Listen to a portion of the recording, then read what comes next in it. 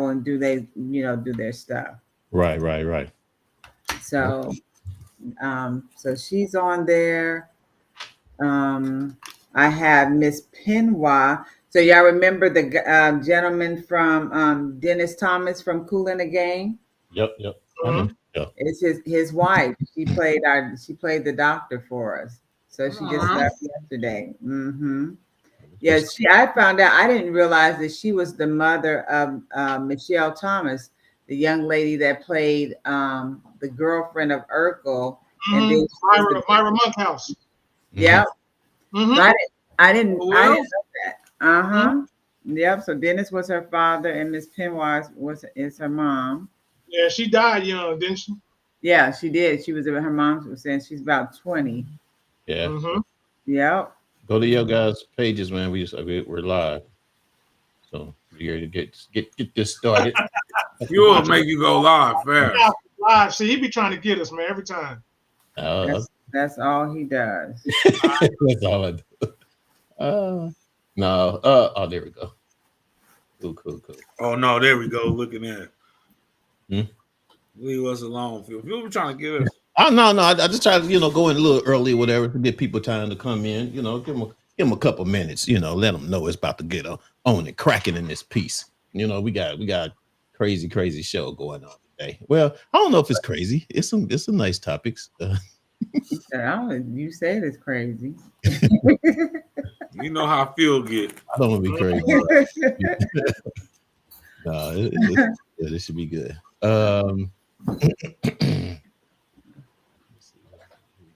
Yeah. Oh, go on there. I'm missing something here. I should be at. What's that? No, I was trying to see I'm up here trying to do two computers and stuff at the same time.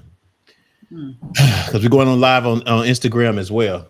So if anybody's on Instagram, understand that you guys can actually comment on there. We'll get your comments, but come on in. Join the party, dog. It's about to popping in just a few. Everybody got the line up. We're going to go live. Let's go live now on Instagram. And TikTok, we get y'all next time. We're going to get y'all next time. Just too much stuff over here to be dealing with.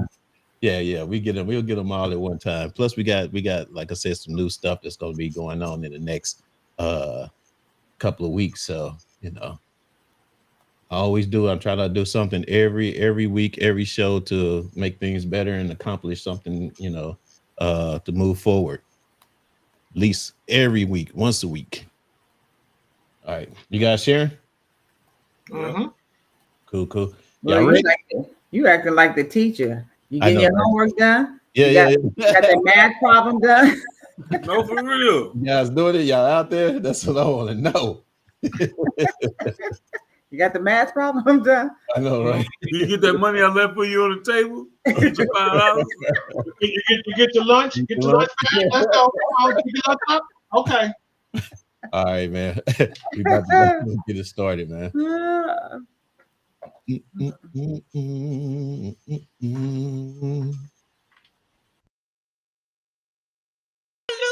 will get the parade, and all we want to fade.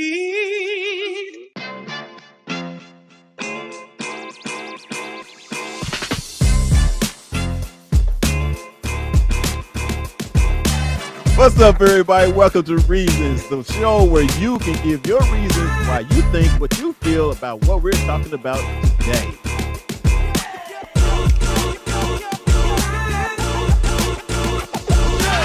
We should know this, man.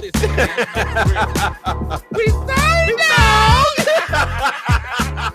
Dear brother, how do y'all deal with erectile dysfunction when you're in a relationship? I wouldn't know how to do it unless I had it.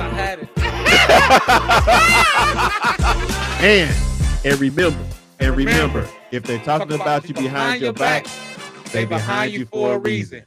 Peace. I love y'all. The reasons that we're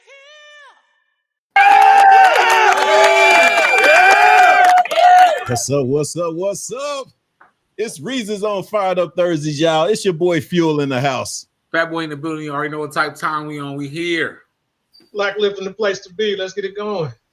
And it's your girl, Dr. Cotton, waiting to see. Come Dr. on King, now. waiting to see. What you waiting to see on? What you waiting? Come on now. What kind of crazy stuff you gonna say today, Fuel? We know Fuel got something crazy to say. I know. Look, I'm already shaking my head. Oh man, no, man, I don't know why y'all labeling me like that, man. Hey, first before we get anything started, and those of you guys that just checking in, I appreciate it. Constantly, you can comment. I see a few of you guys are in, and we're on Instagram Live as well, so you guys can also comment on it as well, and we'll get your comment, talk about it on the show. You know what I'm saying? We like to know what you guys' thoughts are. Before you get started, as you guys know, it's this Breast Cancer Awareness Month, and let me see if I can change this a little bit better so everybody can be on there. Yeah, there we go. Breast Cancer Awareness Month. In case you guys don't know what that is, for October. Breast cancer charities every October increase awareness of the disease and raises funds for search into its cause, prevention, diagnosis, treatment, and cure. This is a very, very, very, I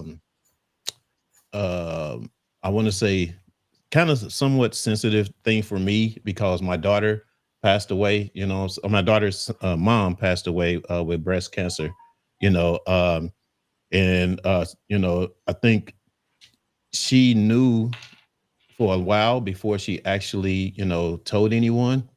And she had tried to get, you know, after she got help, whatever, she started, then she tried to do the natural healing and all that type of thing, whatever, but it ended up, you know, she ended up not surviving it.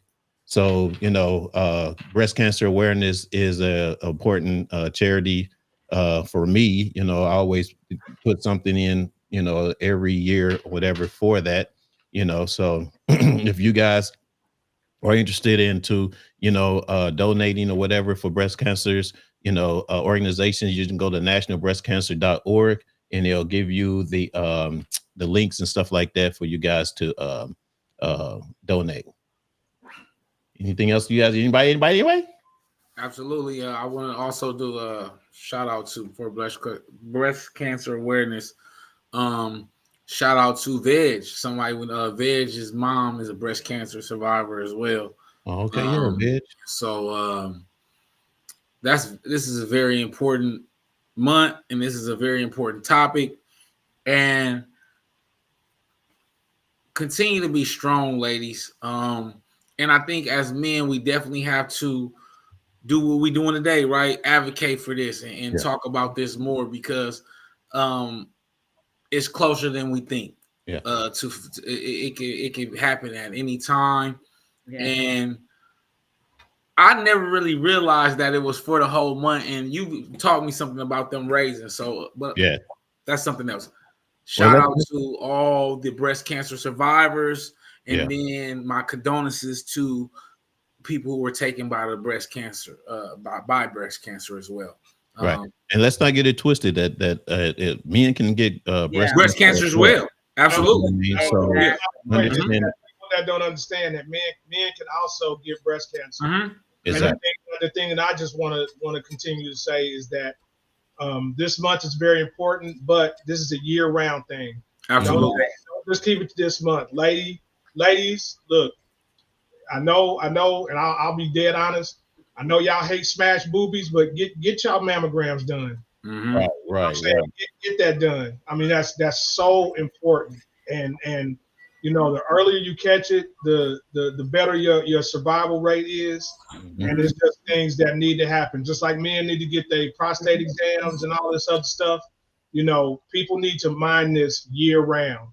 Exactly. And you only got one life. I know we all headed toward death, but you only got one life to live. So live it to the fullest and keep yourself together. Exactly. I like it. Also, just so you know, I'm just going to run down real quick just some of the symptoms that you may want to check for when checking for breast cancer. You know, a firm or hard lump in the breast, a lump in the armpit, changes in the shape and size of the breast, changes to the nipple, and discharge blood from the nipple.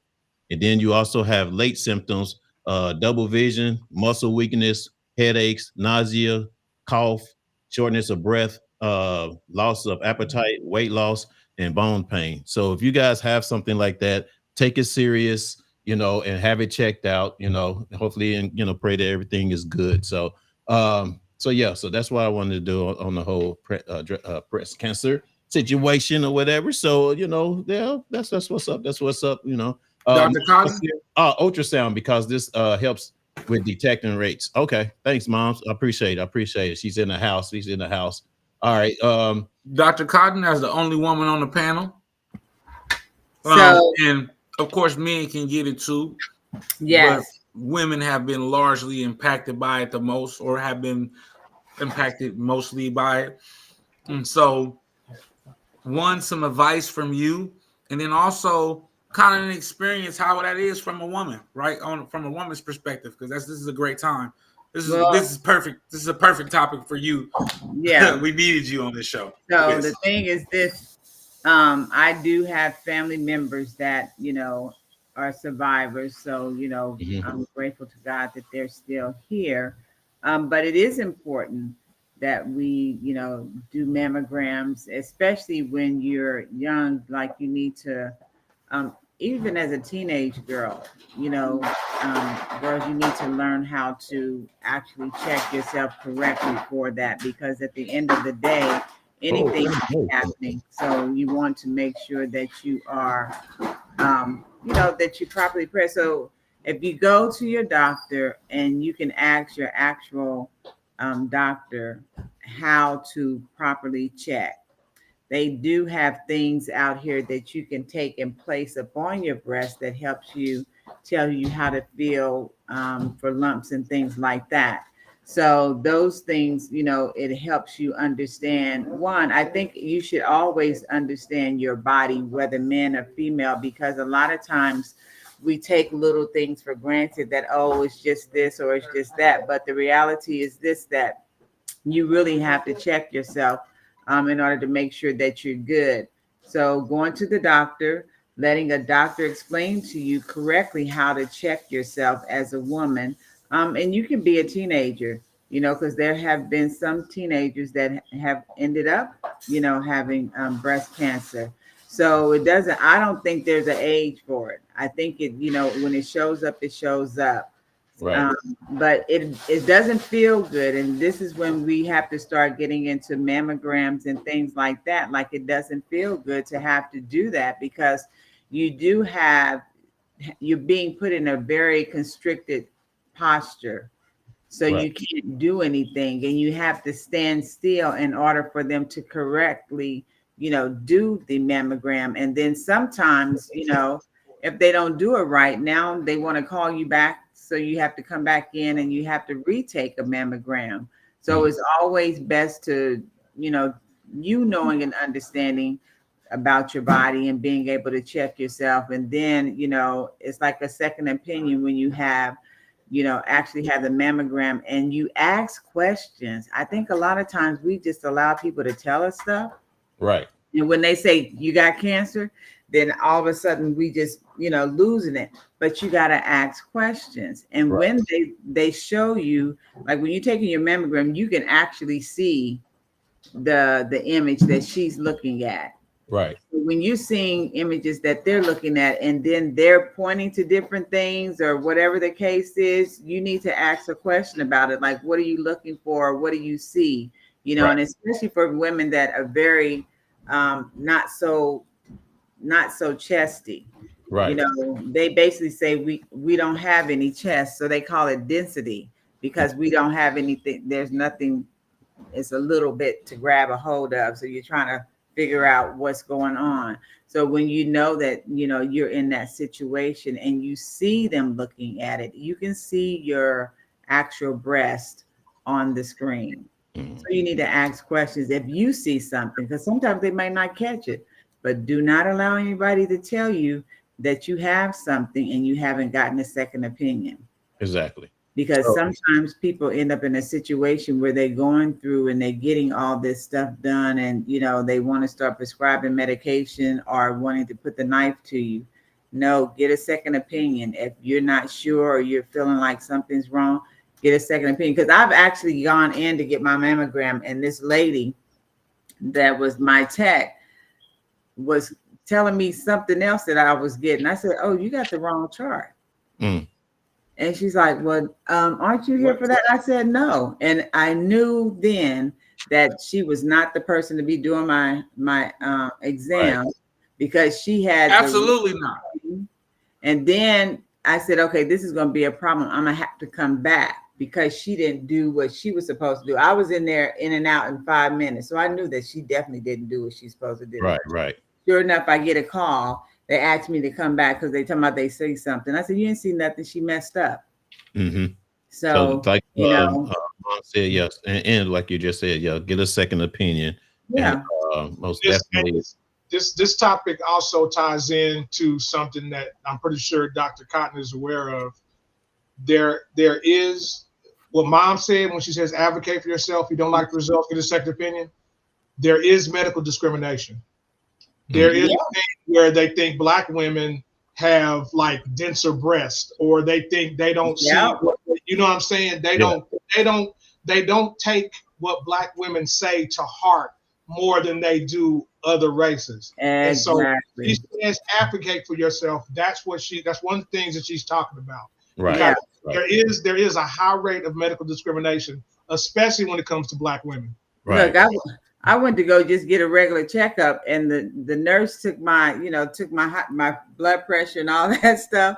She said I was good. My doctor came in and she looked at my chart, and she's like, "Oh, your blood pressure is normal." So you know what she do? She take and put the thing on my arm and squeeze it as tight till I'm about ready to tag her, and then she gonna say, "Oh, your blood pressure is a little elevated." No, it's not elevated. It's only elevated because you squeezing it. Yeah. Right. But if the person comes in and she checks it twice and says it's normal, and then you do it and you squeezing it, the way you're doing it, then okay, it's going to be elevated because I'm ready to reach over and grab you. Right. So Yeah. even in that, and the fact you stressed out, they just stressed you out. They made your blood pressure go higher. But that's the whole thing. So even in that, this is how a lot of our people of color end up on blood pressure medication. Mm-hmm. So you have to know your body. You got to know what you're going through. You got to understand it. And if something's a little off with your doctor, I don't care how long you've had them or whoever you use it, you need to get a second opinion. Don't roll with the first opinion, because it could be wrong and you end up on medication that you don't need to be on. Right. So please, definitely advocate for yourself. You guys know like you said, know your body. Get a second opinion, which helps a whole lot, and just take care of you guys. Just take care of yourselves, and that goes for us, men and women. All right. So that's what's up. That's what's up. All right. Well, let's get into the next one. I guess what we got, Fat Boy? History and Blackness. Yep. History and Blackness with Can you Fat hear me? Boy. Y'all, let's go.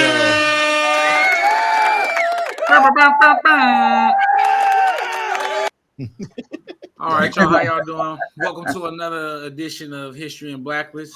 This week we're going to be talking about the Harlem Renaissance. The Harlem Renaissance, spanning from the 1910s to the mid 1930s, was a vibrant cultural and intellectual movement centered in Harlem, New York City. At its height in the 1920s, this period saw an outpouring of artistic expression by African American writers, musicians, visual artists, and intellectuals. Figures such as Langston Hughes, Zora Neale Hurston, and Claude McKay pioneered a new literary voice that celebrated Black identity and confronted the realities of racial injustice. At the same time, musicians like Duke Ellington and Louis Armstrong and Bessie Smith helped define the era with jazz, a genre that became a global phenomenon and reshaped the course of American music. Harlem's nightclubs, most notably the Cotton Club, became legendary hubs of cultural innovation, while visual artists like Aaron Douglas and sculptor Augusta Savage broke barriers in the art world. The movement not only transformed the arts into arts in America, but also laid the intellectual groundwork for the civil rights movement of the mid 20th century. Influenced by the ideas of the new Negro movement, the Harlem Renaissance promoted racial pride and a re-evaluation of the African American experience in a segregated society. The international impact of the Harlem Renaissance was profound, as it helped elevate African American culture on the world stage and challenge stereotypes, leaving a lasting legacy that continues to influence both American society and global perspective on race and culture.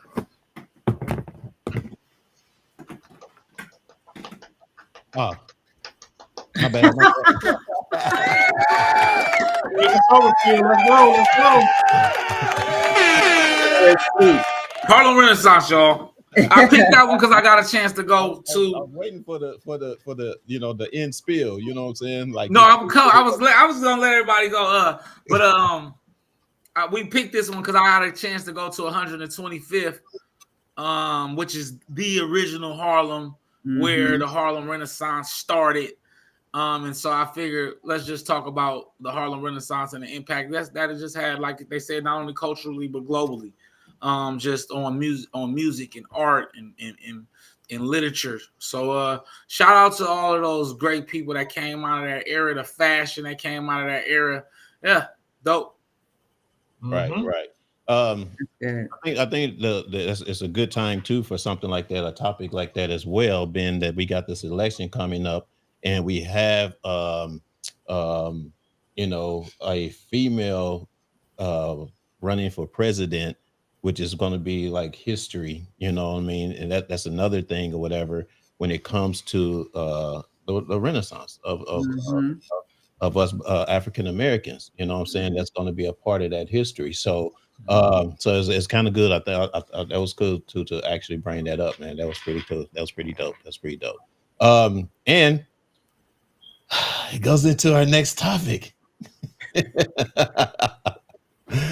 know he on mess. You heard the laugh? Yeah, sinister laugh. That sinister laugh. Because the reason is because of and did I say it right? Dr. Cotton, misogyny. Misogyny. Misogyny. Misogyny. Misogynistic. That's not how you pronounce it. Misogyny. Yeah, misogyny or misogynistic. Yes. Yeah, that's what it means. That's what it means. I'm saying how to pronounce the word misogyny. No. Okay. I just wanted to make sure I'm saying it right. That's for one. So it's dark. What? Because noir means dark. Yeah, noir, misogyny noir.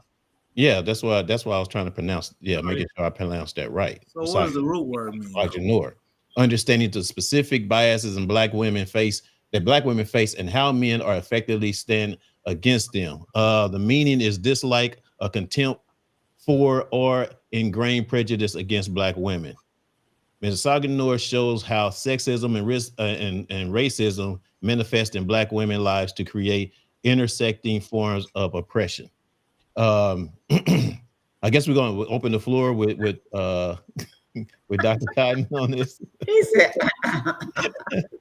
well, I mean, this is another good. I mean, it's a pretty good topic because of what we have going on right now with the race and presidents and for the president, and how especially black, where at least I'm hearing how black men are not supporting, our black woman or whatever as president, and you rather, so yeah, it's a whole thing. I don't want to get so goofy politics, but I think it's the dumbest thing. Let's just start to get out of hand. At first, and before you go, Dr. Cotton, I'm gonna let you go. But at first, being from California, I wasn't a fan of her, right? Mm-hmm. But I never I'll do it amongst in a bar, like a fellas, right? But I never went on my social media site and did this to this woman. And I'm from California. Right. I hear men from and I hear people from other places, and they're doing way too much when it comes to this sister, which now really makes me want to vote for her now because I'm a rebel anyway. But it's getting out of hand. It's like it's getting out of hand. It's like we're not gonna diminish her because she's a woman and because she's a sister, and we're not gonna go against her in front of everybody else. I don't care how we disagree with her policies and things like that. You know what I'm saying? I'm totally disgusted by how they're getting down with her. And this is from somebody that was not always a fan of her. And even me, I'm disgusted with the behavior of black men towards this woman. So go ahead, Dr. Cotton. I'm sorry. Well, they need to be disgusted with themselves. Absolutely, they should. Let me tell you something. If you can, in your right mind, and I'm saying your right mind, think that Trump being in office is better than her, and Trump never held an office. He's never been governor. He never was anything. So he got in just off the strength of his clownness, being a clown and being on TV, and because he was rubbing elbows with, people in politics, but he's never done anything. So you can sit there and a man that has will not sell real estate to any people of color, building units and would not let a black person own a lease. All these things that he did against people of color. And we sit here and we say, because one person that is biracial, that has a father from Africa and a mother from another country, that you're going to say to her that you're not going to support her because she was doing her job. That's her job. And whether we like it or not, what she did back then when it came to law, that's her job. And kudos to that, because she did her job well. Exactly. People are because she did her job well. They got a class clown right here in North Carolina that I thought was of the other persuasion, and I found out he was one of us. But when I heard the infomercial, and this dude is so much of a bigot toward black people that every comment he says is demeaning toward women. Talking about Mark Robinson? Yeah, if I ever meet him. Your current lieutenant governor who's trying to run for governor, he's a black Klansman. Yes, and so, but these people sit here and listen to that. So if you have a brother tearing any women of color down, right, and then you a brother, and I'm trying to figure, well, what color was your mama? Because I'm trying to figure out how you can be a brother and you can't respect a woman of color. Right. The one that raised you, the one that sat through the night, making sure you're good, the one that gave you or helped guide you to be who you are, and you would never be a politician if it wasn't for her. So how do you sit there? Anything you got is because of the birth. So first you got to give, whether she was on drugs or not, you got to give thanks to the person that had you, because otherwise you wouldn't be here. Exactly. So when men say they're not going to support her, but they're going to sit over here with Trump and deal with Trump because of whatever, they like or don't like, or they just don't want to see a woman of color advance. That's really what the bottom line is. So what I'm finding out, and what I feel like, we got a whole bunch of people of color that, again, are like Mark Robinson. They are part of that side where anything that's pertaining to women of color is a bad mark. So I don't want my sister to do well. So I'm going to come against my sister, because if I come against her, then that's going to make her feel, they want her to, this is the thing. Y'all know y'all get slapped by a woman and she ain't never got to say nothing. She just give you a look. And you realize you got. And so this is what they don't like. Kamala, she's not coming out and she is not saying a whole lot about the naysayers. She don't really address a lot of that. So if I'm coming in to do my job, I just got to do my job. I'm not going to be perfect. And whatever it is that they try to put out there, whatever they try to make her look like, whatever it is, it doesn't matter, because she's been sitting in offices and positions that give her the right to sit in the role that she's going for. So she's come up through the ranks. We didn't vote her in or, want her to be there because she was on, and just seen her and she just popped up and because she got a popular TV show, you're fired. Right. Exactly. We didn't do that. That's not how she got there. She worked for where she's at.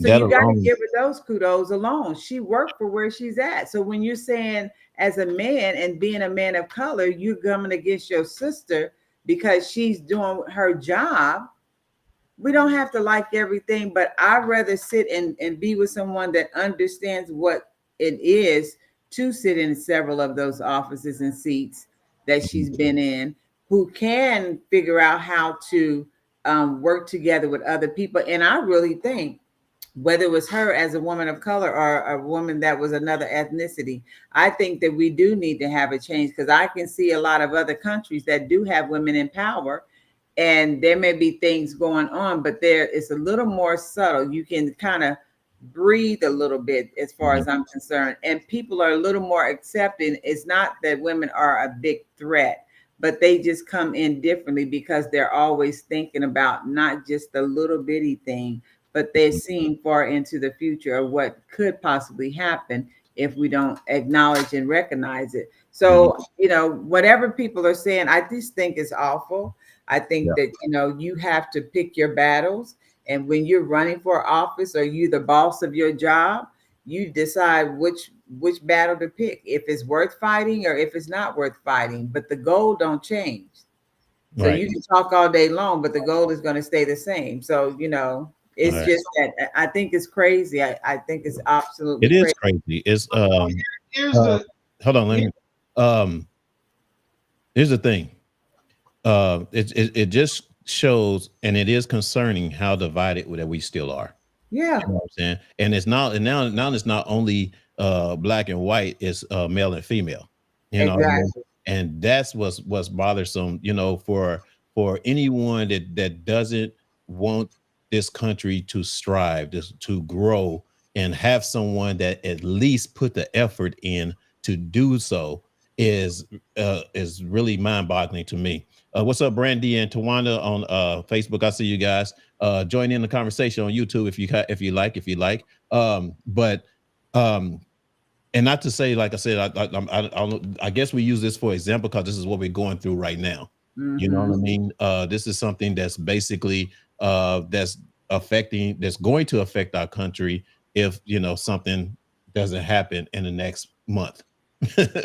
To be honest, you know what I mean? And that's where that's what we're up against, and that's what's that we need to hopefully change. And hopefully once if she gets in there, people at least I know everybody's not going to have a change of heart, but some probably will, because they will see the work and effect that she had put in. They didn't like Obama, and guess what they did? The Republicans did everything they could do against Obama to keep him from being successful. Mm-hmm. So they had 8 years to try to ruin his life the whole time he was in there. Oh yeah. We had people of color saying, "Oh, he's not doing enough for us." Well, first of all, we are all born. We all have the right. We all have opportunity if we take the right opportunity. You have to play a part in your own life. You can't be looking for people to always kind of run your life or tell you how to run your life in order to live. You got to play a part in what you want. And sometimes when we're not getting what we want, or things are not going as fast as we want them to go, it's easy to pick a target and blame the target for why we're failing, or why we feel like we're failing. So you got to always understand that no matter what happens, whatever we do, we're always going to be a target for whatever it is. But again, like I said, when Obama came in, the Republicans did everything that they could to not support him. Mm-hmm. They vetoed and did everything they could to go against him to try to make him look bad. Why? Because he was a man of color. Mm-hmm. Okay, I gotta get this in. I gotta get it in. I gotta get this in. All right. Number one, this is a conversation that I had with my son last night. Okay, he's 19. I mean, he's 18. He'll be 19 December. He's 18. This is his first time voting. He heard a lot of bad stuff about Kamala and all the stuff she did. And I literally just broke it down and had to explain to him, if you worked at McDonald's and your job was to make the fries and you didn't make the fries, what do you think would happen? She was the Attorney General of California. Her job was to prosecute crimes, regardless of the color or whatever, whatnot, blah, blah, blah. Okay, at the time, weed wasn't legal. So she had to prosecute those crimes. Mm-hmm. Exactly. That was her job. She had to prosecute those crimes. Mm-hmm. And she prosecuted them. And so if you want to be factual about it, if you didn't want to get prosecuted, stop carrying around bags of weed. You know it's illegal. That part. You That know part. it's illegal. You know, we blame everybody for you know Yeah. what they're not doing, but you're the one that's causing and starting the crimes, or you know. She got to do You her get job. people in there. Now, Yeah. I need to explain something else too. So another problem that it is, Dr. Cotton, her father's Jamaican, her mother is Indian. Okay, so she can call it black if she wants to. I know she's biracial or whatever the case may be, but here's the issue. And as someone who has studied the ADOS movement, you know what ADOS is, right, Dr. Cotton? I've heard of it. I ain't studied it. Okay, so what ADOS is, American Descendants of Slavery. Okay, and so here's the problem. She is a first generation American. So therefore, 90% of the people that are in Congress that are black or of the African diaspora are first or second generation Americans. They like they say, you didn't put in on this. Right. You know what I'm saying? So that's the reason why reparations will never get passed, because they have no skin in the game. They will not get paid. They don't get no money. We would get the money because we're ADOS. And so that's part of the problem that a lot of people, a lot of black people have with Kamala. And so if you didn't understand it, I'm just telling you that's part of the bigger picture problem that especially black men they have with Kamala. Because, you know, it's I don't want to say she's black when she want to be, but of course she went to a black college. You know what I'm saying? Cool. But she's Jamaican and Indian. Yeah, she is. But like I said, look, it's all good. She can be black. She's in the African diaspora. No, this is the thing though. It's not her being black, but she just knows how to maneuver and talk to people of the culture. You know what I'm saying? But it's just like with me. When I go into a room, if I go into a room with my boss, and you know my boss is a white guy, you know what I'm saying? I know how to convey the conversation with him, as opposed to if I go into a room with somebody of my own color. You know what I'm saying? Because the way I conversate with them is going to be a bond of how we know how to conversate with each other. As you gotta use a white voice. I know. So as what you say? You gotta use a white voice. Yeah, you know what I'm saying? Straight up, you gotta use a white voice. You can't go there the issue. Well, no, the issue with it is the that voice. It's just a certain part of the culture or intelligence that you use or whatever in order to convey and get let them understand. You know, because if I go in there talking to a white man to the way I talk to a black man, they're not going to understand it the same way. You're not going to get it the same way. I think the issue that people have with her is that the average people understand that. That's why people accept the reception for Obama was so impactful, because of how he carried himself all the time. Right? Exactly. Obama carried himself as a black man all the time, even though he had similarities, right? He had a white mother and a South African father. You know what I'm saying? It's similarities. But the issue that a lot of black men have for her, or just African American culture has for her, is that she plays a certain black card to create to reach a certain black vote. And people feels that if she's black, that she does not have to do that. And what makes her, what shows that she's trying or reaching for the vote, when she sits in front of Piers Morgan and say they not like us, right? Because we understand that you're trying, right? We understand that that's just not you, right? We know that 2 to 3 months ago, you did not identify as black. So don't go with a black, because that's a black thing. I don't believe that. I don't believe that neither. She didn't identify as black. I don't believe that. I don't believe that. Listen what I'm saying. I don't believe that. I don't believe, like I said before, though. I don't believe the fact that she didn't identify herself as black. I'm saying, no, I'm not cutting you off. What I'm saying is she would know how to conduct herself around other cultures and other races. Period. But this is the thing. Obama never did that. Adam Clayton Powell never did that. Martin Luther King never did. They never did that. Yes, he did.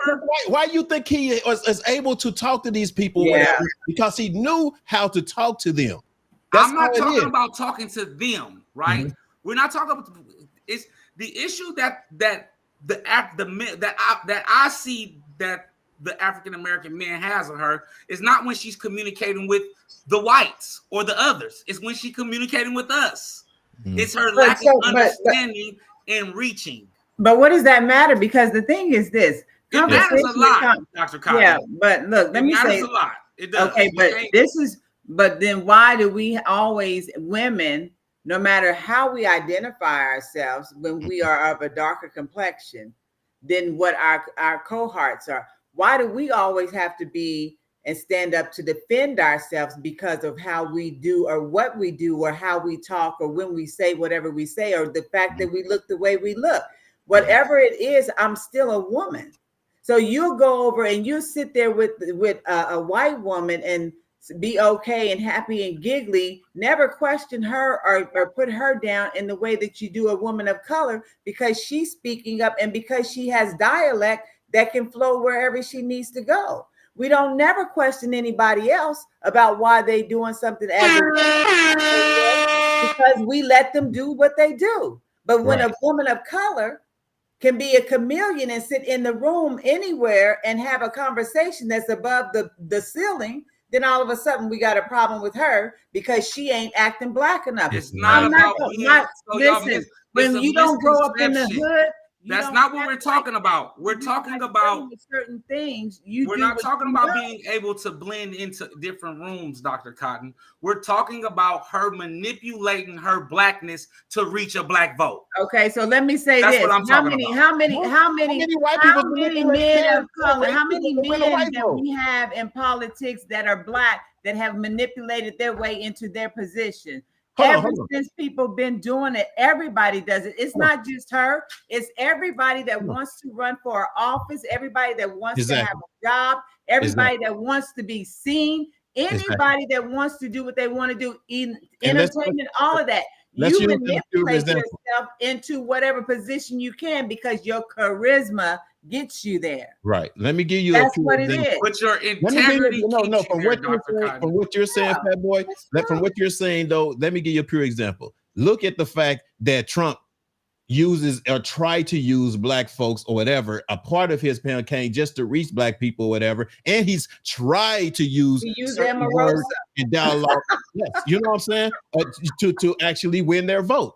You know what I'm saying? Yeah. But you're saying it's okay for them to do it. I mean, you ain't saying it's okay. I'm not saying that you're saying it's okay. How he manipulates the white vote. Yeah, but we don't pay attention to that. What I'm trying to make is that we can't understand what people are saying. I wouldn't do it publicly. The point I'm saying is there is an argument there. Yeah, everybody does it, right? I get what you're saying. Everybody does it. But as a black man, as like Michelle said, if you want the black man's vote, it does matter. It matters. What I said was just to explain to you why the black men that are against her are against her. Those are the reasons why. It has nothing to do. I know you're talking about how she talks in crowds and all this other and this and that. They don't the ones that the militant ones, I'll use air quotes, the militant ones that I know that are like, all right, F this, blah, blah, blah, blah, blah. That's their reasoning. Mm-hmm. Now, me personally, I would never, ever, ever cast a single vote for DJT because that man is a disgusting human being. Yeah. And so therefore it has not that's my number one. The man is disgusting. Exactly. And so, if you want to talk about the whatever. Yeah.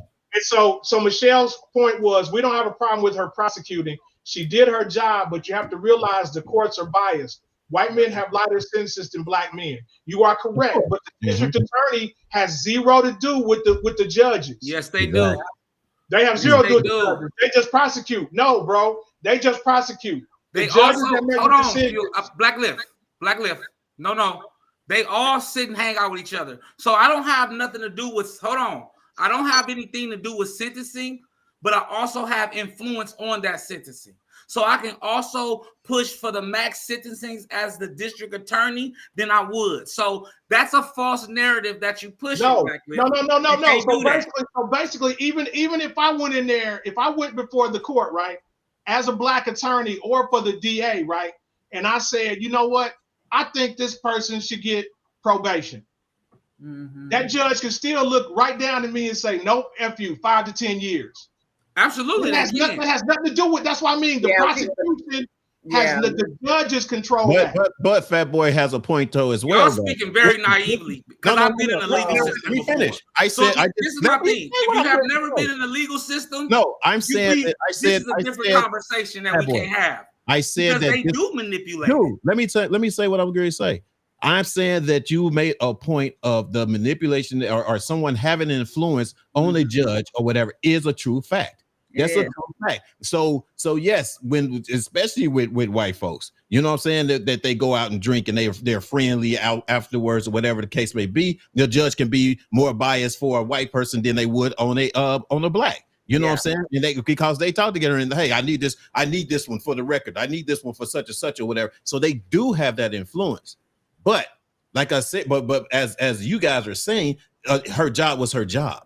You know what I mean? And anybody else that does that job is their job. We're not talking about complaining about the white people that's in there now prosecuting everybody or whatever the case may be. You know what I'm saying? But we want to ridicule her because she does it and she does her job. It was her job. You know, Attorney General, she doesn't go into court. Her ADA is going to court. Yeah. Michelle talking about she know how to giggle too much. Michelle, you killing me with this whole Food for Thoughts media group. Thanks for joining. I see you, T, or whatever. Comment. Lust. Oh, shoot. Nick is in the house. No, not a white voice and educated voice. I agree. You know what I mean. We all know that educated voice comes across as. Oh yeah, for sure, absolutely. That's two people. But listen. I have to correct that. That's two people who perpetuate white supremacy because that's to assume that only white people talk educated.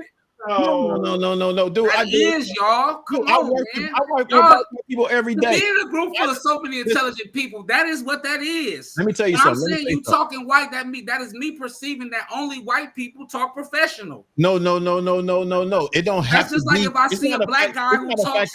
No, it's not a fact that I sit here and talk to somebody more professional than the other. It has nothing to do with professionalism. It's about the conversation and how you connect. How you basically talk. I can talk to you one way or whatever and connect as opposed to talking to somebody else and can't connect. You know what I'm saying? And most white people or whatever, unless they actually understand the culture and understand us and how we talk or whatever, it's the only way I can connect with that person. You know what I'm saying? Let me finish. So when I'm at work with Russians, I'm at work with Armenians, I'm at work with Persians, you know what I'm saying? Asians, you know what I'm saying? All those or whatever, but I have to talk to them in a different way in order for us to connect. You know what I'm saying? So it's not me perpetrating to be professional or this and that or whatever. It's just that I know how I can talk to my people and I know how I can talk to them in order to connect. Period. You know. You remember a few weeks ago you were talking about how sometimes it's hard to leave the ghetto behind. We had a conversation about that a few weeks ago, and it's like sometimes, man, you got to leave the ghetto behind. You can't bring that. This is what I'm trying to say. You guys are assuming that I'm saying speaking unprofessional is speaking ghetto, which goes to my point. What I'm saying is I don't have to use slang to get my point across, right? So when everything you guys are saying is still perpetual, and you're making my point.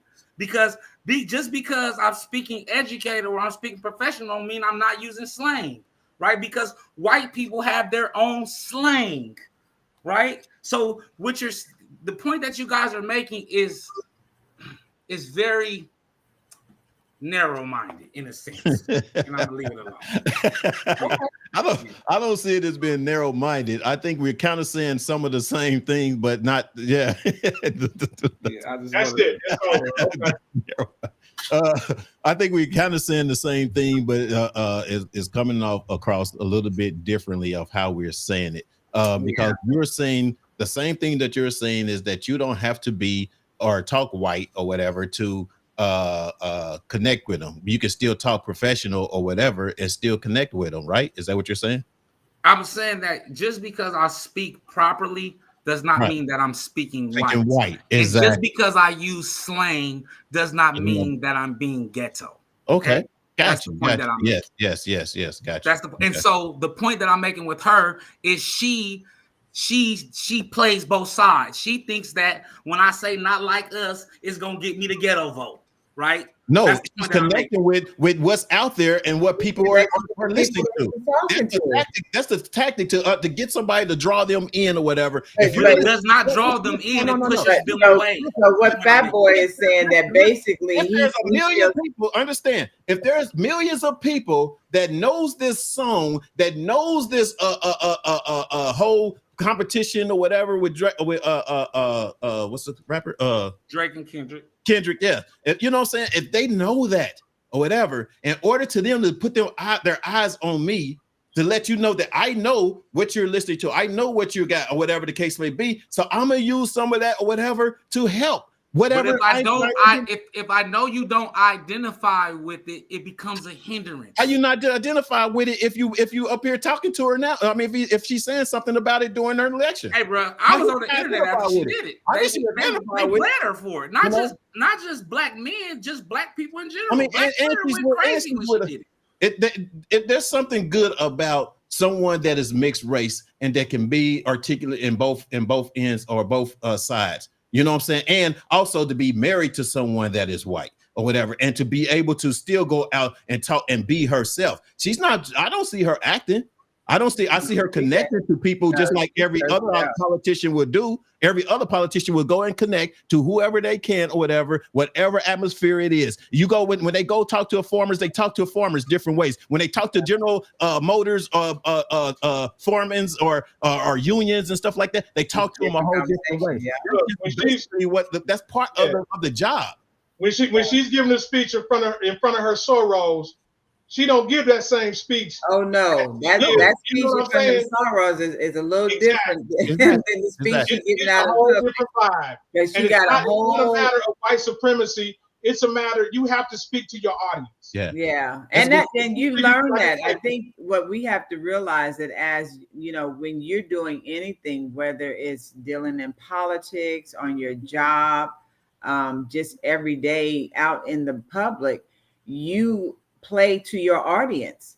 Mm-hmm. You play to whoever you are actually talking to, because one, you speak the language that people will understand.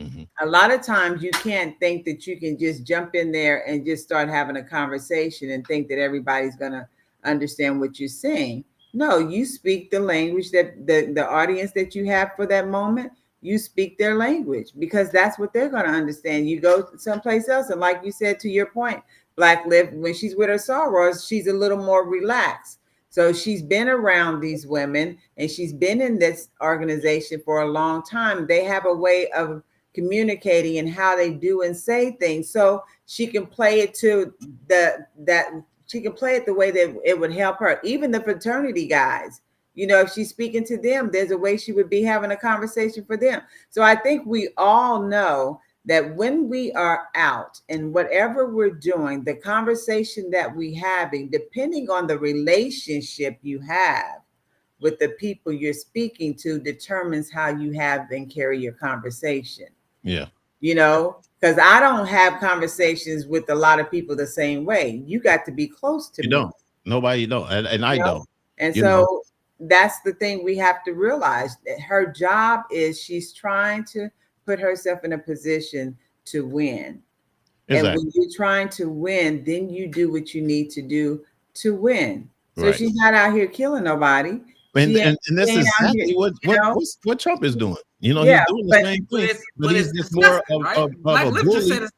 Just like Black Lift just said that it's disgusting. So are we going to compare that? Was disgusting.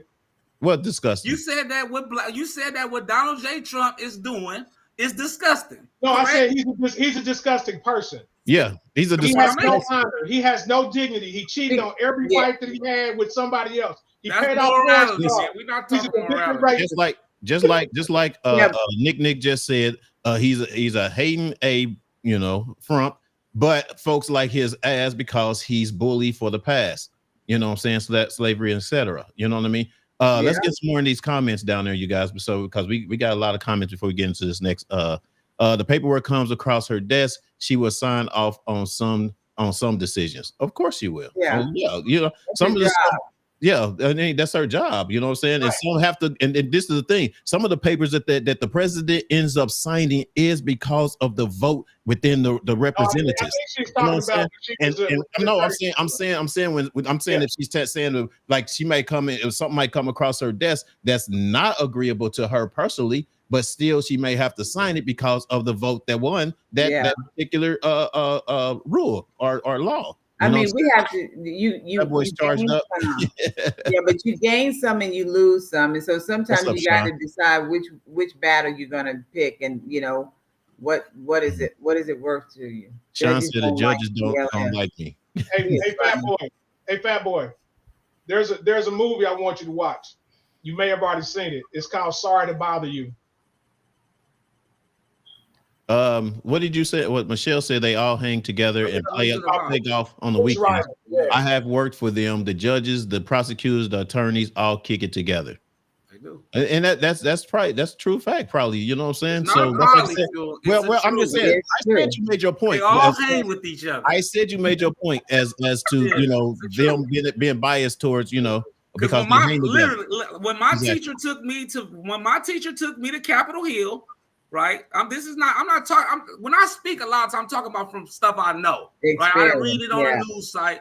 When my teacher took me to Capitol Hill, it was Republicans, it was Democrats, it was independents, it was DAs, they all hang out and drink old fashions. Right. Period. They Right. all And they do have an buddies. influence. Yes. They are all buddies. Mhm. That's just a period. It's a period of the game. Only mode I have. What is that? Only modes I have. His church. So he said church mode and non-church mode. Oh yeah. Fat boy, what the hell Big you Nick talking says, about? Fat Boy said, "What the hell are you talking about?" Fat Boy, what the heck are you talking about, sir? Laugh my ass off.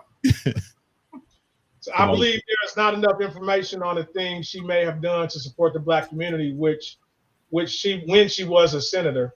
And the narrative has been spoken about her because they knew she. Where's it at? I don't see anything else after that. Okay. But this is the thing though. A lot of people have not looked up to see what she has done. You know what I'm saying? A lot of people haven't looked up. What's his name? The black guy, Roland.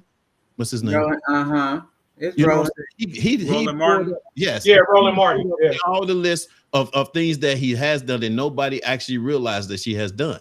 And that's because we don't do our homework. We don't listen. We don't look. You know what I mean? Oh, and we just want to go off of what we hear on TV or whatever the case would be. But did any of us just pull up the laws and the amendments and sit and see what she voted or not voted for? Yeah.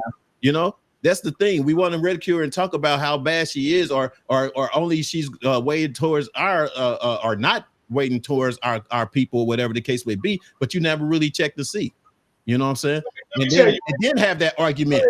And then have the argument. Come with the argument with the paper saying, or with the article saying, you know what, she did this and she voted that or whatever. That's crazy. That's then that's a conversation. You know what I'm saying? What people need to understand, and I'm just gonna put this out there. Me personally, and this is me 100%. I don't give a rat's ass what these politicians do for black people, because neither party is gonna do anything for you. You know what I'm saying? That to me, that's 100%. They're not going to do anything for you. So sometimes you have to look at the bigger picture. As somebody who served this country in the Army for 13 years, the last thing I want is a fascist in the office. A party that's going to take away women's rights. A party that just hate brown and black people just because they brown or black. I agree. It's not about. It's neither party is going to do did for you. Neither party is.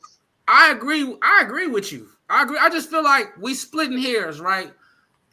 He is not the candidate. He's a horrible candidate. George does not vote for Donald Trump. I was actually going to vote for Cornel West, but a vote for Cornel West is a vote for Donald Trump. So I'm voting for the woman, right? You give it.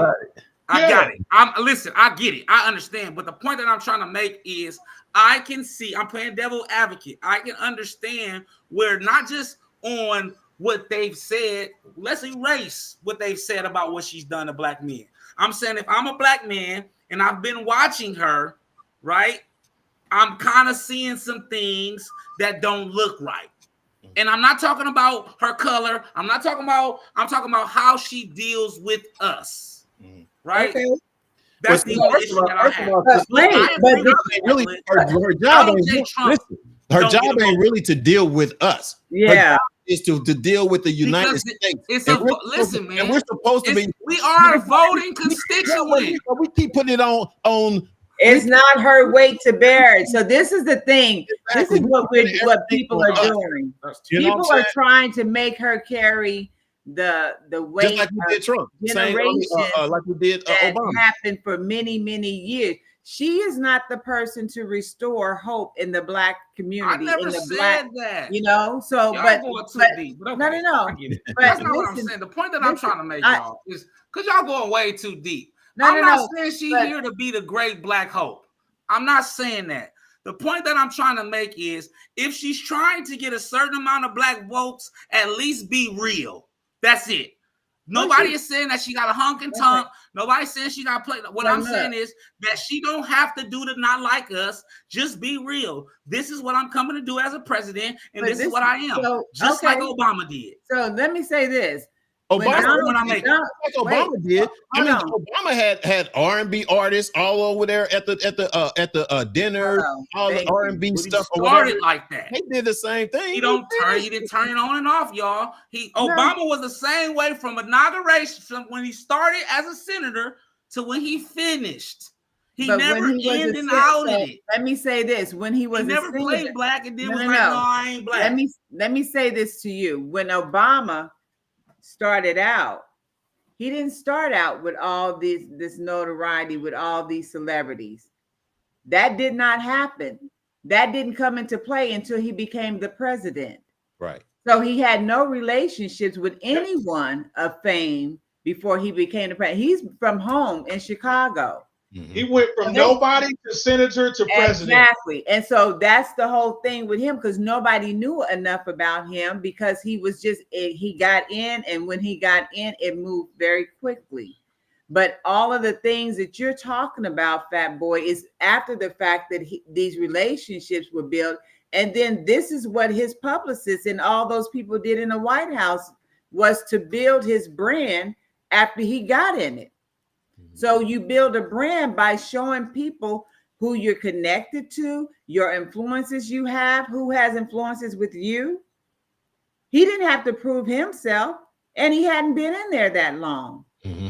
She's been doing this stuff for a very long time. We're not talking about, y'all talking about career. I'm talking about character. What I'm saying to you, I'm talking character. Let's stay on character. But the character, we're talking about how she interacts unless you have been sitting in her place, and unless you have had a conversation with her over years, none of us is going to know what her true character is until we have actually spent some time. So the way she does now and what she's going to seem like 4 years ago or a year from now, that is to be seen. But none of us know what her true character is because everybody got a game, and the game is to win. So how do I win? I got to appeal to the people I need to appeal to.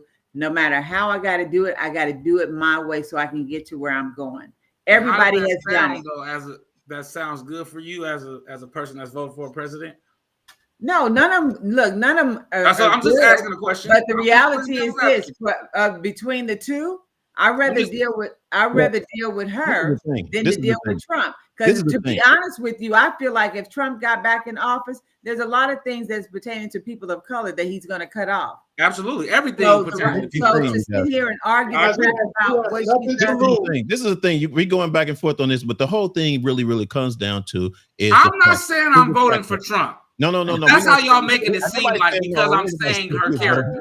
That's the point that y'all trying to make. And this is what I deal with this all the time. This is how the media do it. Y'all basically trying to make it seem like I'm saying go for Trump. I'm just saying I disagree with how she carries herself. Back it up. Nobody never said that. Nobody even perceived that. So don't even go there and bring that out there like that. Nobody said nothing about you. We was arguing about the professionalism of one to connect with their cultures or connect with the white or whatever. That's all that was about. Nothing about you voting and who you vote for. Because What like I I'm said, saying even if is, you was the person that was voting, that's on you. We don't care. That's your opinion. That's anybody's opinion that's out there that's listening. That's your opinion. But the only thing I say is look at the track records and actually be fair about the track records that's not up to par, that's helping the United States. Period.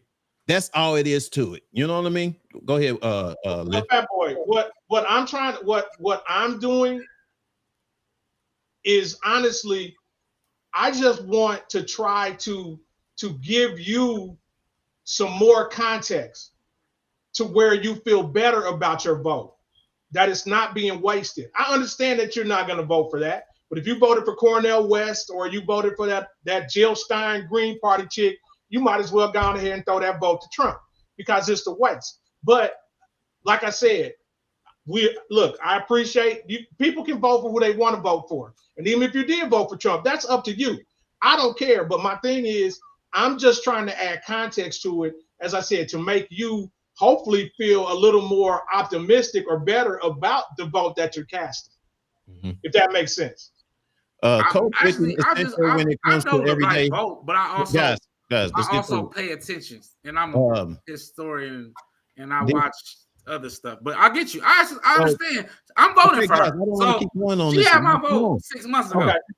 on. Code switching is essential when it comes to everyday life, especially when you live in a very wonder bread America. I agree. Code switching is essential when it comes to Code everyday switching life. hasn't gotten us anywhere, y'all. That's what I'm saying. I What's get up, what Corey? y'all Thanks saying, for commenting. but look who as ethnically, right? Ethnic. Code switching has not gotten African Americans anywhere in this country. No matter how much wealth no matter how much money we have, we still at the bottom totem pole of wealth, right? No matter how much influence we have, we still at the bottom. So that doesn't work. That deflect us from still voting for the right person. No, I get what I understand what you're saying, but we gotta start to change our mindset. Just like the rural whites, as to not be hopeful. We gotta start changing the way that we think about our vote and the power of it.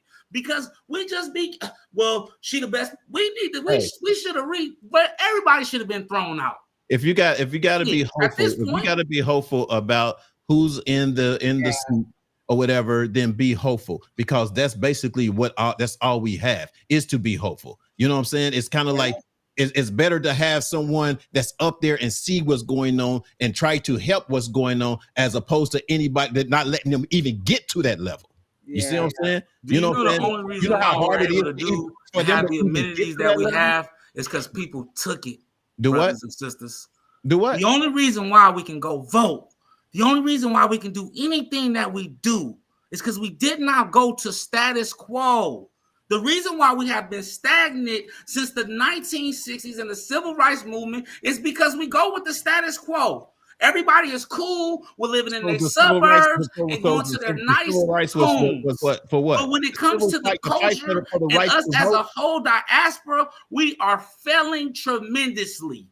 But the thing is this: when you say we're failing tremendously, then you have to look at why are we failing? Because we cannot unite. And why can't we unite? Because guess what? All of us have mixed agendas. The difference between but you got to look at from the standpoint, Fat Boy. This is the reality of things. You know, some people, depending on where you're born and how you're being raised, determines your thought process, how you look at life, and what life has been giving you or not giving you. So when you get down a little bit in the South, they have a whole different culture. They have a whole different way of thinking, how they live their life, and how they see themselves compared to people of other ethnicities. So if you're still growing up in a situation where people are teaching you that something or someone else of a different ethnicity is more superior than what you are, you grow up with that mindset. You got to be able to be around people that are being raised and have been raised to teach you that there's things that helps you become above and beyond what you are. I don't think anybody is walking around on purpose trying to not know and understand how to carry and move forward. But if you got all of the people that have come before you that has been teaching you the same thing they've learned, then you're just learning that. And until you come out of where you are and see other people actually moving forward that is of your nationality, then you don't know any different. So it's not that people are just trying to sit here and not do anything or don't understand, but you got to understand that the way you grew up, the way all four of us grew up are totally different. Our mindsets are different based off of the experiences that our family has had before us. So if your family's never been anywhere, has never done anything, was not highly educated, wasn't encouraged to go to college, was not taught certain things about who you are, you don't know your family history and lineage, guess what you do? Sometimes you just go with the flow because it's easy. I had a conversation with guys that work for me. It's about 30 of my guys. And I had this conversation about being in the DMV and being in DC, especially in Maryland and Virginia. They brought slaves there to trade them. I don't mean to cut you off, Rodney. Right there. And you a man of color and you don't think of yourself no more than just that. Right. So you gotta understand that. I don't mean to cut you off, but we got another guest that's listening to this conversation and feel like they need to get in here. We got DJ Greg is in the house, but real quick before I bring Greg in, for Michelle, you would have to know Trump to know if he's disgusting. You don't know him personally, neither. Do I? I agree. I agree. I was thinking the same thing, but I didn't argue it. No, we don't know him personally, but as far as the law is concerned, as far as the comments that he said personally throughout his mouth or whatever, is one of the reasons that shows how disgusting he is. I don't have to know. The man was caught on tape saying he could walk up and grab people by the pussy. To hear me. I mean, for me to hear someone to say something disgusting does not mean that he's not disgusting because I don't know him. Period. Right. You know what I'm saying? So when it comes to that, Shell, but y'all being double-sided because you just said 30 minutes ago, if you don't care what she says, no matter what she says, you guys are being, and I get it because this is the thing is, I have no monkey in this race. I'm a real American, so I'm making sure my vote count. Right? What I said, but I'm just being honest. Y'all playing both sides because you prefer What's good? What's over good? Trump. Go ahead. No, I ain't prefer nobody. Well, hold on. All right, man. We got DJ Greg in the house, man. Greg got some comments of what we've been talking about here. I didn't know this conversation was going to go this deep and this fast or this long. Yeah. Okay, this is gonna be the whole show. Let's get it. I know, right? All right, man. So give us your perspective on what we're talking about, man. Okay, so I'm gonna ask a question first. All of you have sons and daughters, correct? Mm-hmm. In some capacity, you have cousins, you have nieces, nephews, things like that, right? Right. Well, the thing is we have to look at not only our past, but you also have to look for our future. Come on now. You can't support something that is so negative and so foul that it's almost like you're giving it a pass because it's foul. And we have to get away from that. Mm-hmm. And what I'm saying is people don't know that. And I want everybody to look this up for themselves, not trusting me, but just take the information I'm giving you and look it up. Even if you're watching right now, you got another computer, go look this up. Mm-hmm. Donald Trump has a case out of the state of New York, Southern District of New York, from 2016, where he defiled a 13-year-old girl. Mm. Okay? Mm-hmm. Wow. So I know about that. Go ahead, keep going. So how can you elect someone as president who has done something like that? Because it sets an example for the future. When I talked about past and the present and the future, it sets an example for the future to say, you can be a convicted felon. You can destroy a 13-year-old now, not 18, not 17, not 20. She was 13. Mm-hmm. Has a case, Southern District of New York. He also have a case in California, but the Southern District of New York's case gives every detail of what happened. Don't take my word for it. Go look it up. Go look up Donald Trump and Jeffrey Epstein versus the Southern District of New York. Yeah. Okay. I'll give you the case number. If everybody needs the case number, I'll give them that too. So it's an actual case. It's a docket. It has a docket number. It has a date. It's everything. So it's nothing fake or foul or anything like that. Say it again. It's Donald Trump what? Donald Trump and Jeffrey Epstein. The state of New York versus Southern District, the Southern District of New York. Against Donald J. Trump and Jeffrey Epstein. Yes, it's a 19-page document. Some documents you look at is only 10 pages, but the full document is 19 pages long. And Jeffrey Epstein, in his words, tells you what Donald Trump did to this 13-year-old girl. Okay, in his words. Then, DJ Greg, let me jump in here real quick. Okay. This right here is the #1 problem with this country. Why do we have to have that when we already have other cases that he's been convicted of to try to make people understand that this man is a disgusting human being? Yes. Yes. Why does it have to come to this? It shouldn't have even had to come to this. He's already a convicted felon. He can't work at a school cleaning up a friggin' elementary school because he's a convicted felon. But y'all want this man to be the president of the United States. Okay.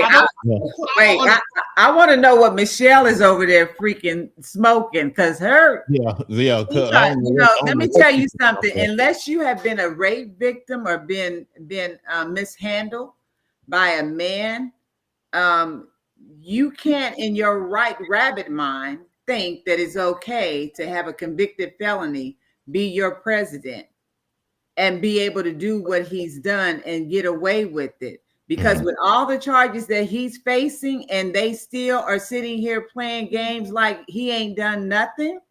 So that means that if he takes office, he can never be prosecuted until he's done with being in office. No, I don't want that, because if I had a daughter, I wouldn't want to be nowhere near him, because I would be afraid that if you touch or do anything in the direction of my child, now I got to sit there and deal with that. And you're going to sit here and tell me that I don't have the right as a woman to stand up for myself. First of all, as a woman of color, you got to be crazy. Yeah. You got to be absolutely crazy. As much as we go through and all this stuff, you can play the game that you want to play, sit in them white folks' face and smile and grin and talk all that shit. But at the end of the day, your color is still your color. And I will never let nobody mishandle me as a Black woman or any other woman of color of any other ethnicity, because you think we deserve to be back on the plantation. So you think you can do what you want to do. Those kids, everything that Epstein did, how they played them young girls when they were away in high school and lured them over there for the fundamental fun of what they wanted, is wrong. It is wrong. It's dead wrong. You got the man that set it up that's telling you, this is what I did, and these are the players that was in it. And he was one of them. Not only that, let's look at the economy side of it. People don't understand that Donald Trump sent our economy $8.8 trillion in debt in his presidency. $8.8 trillion in his presidency. And you can't blame COVID on that, because before COVID even happened, he put us in $4.9 billion in debt before COVID. $4.9 billion. I mean, look at that. All the economists are saying that his plan for the economy will, one, bankrupt Social Security. That's one thing. All the economists are saying this. So it's not my words. Economists, people who study this, says his plan will bankrupt Social Security in 6 years. Okay, so his plan will cost us between 10 and 13 trillion dollars. If he gets what he wants to get in his plan, economy wise. So when you look at your 401ks and you look at all those things, because the stock market will have problems if he becomes presidency. Right now, everybody's 401ks are doing great, because the stock market is at an all-time high. And what people also don't understand is that, and he can try to distance himself from Project 2025 all he wants, But the problem is, so like Michelle saying, I know a bunch of military people that are going to vote for him, but they don't understand that if he gets in office, their military benefits are going to get cut in half. Yes. And they don't understand that. And I'm like, how in the hell would you vote against your best interest?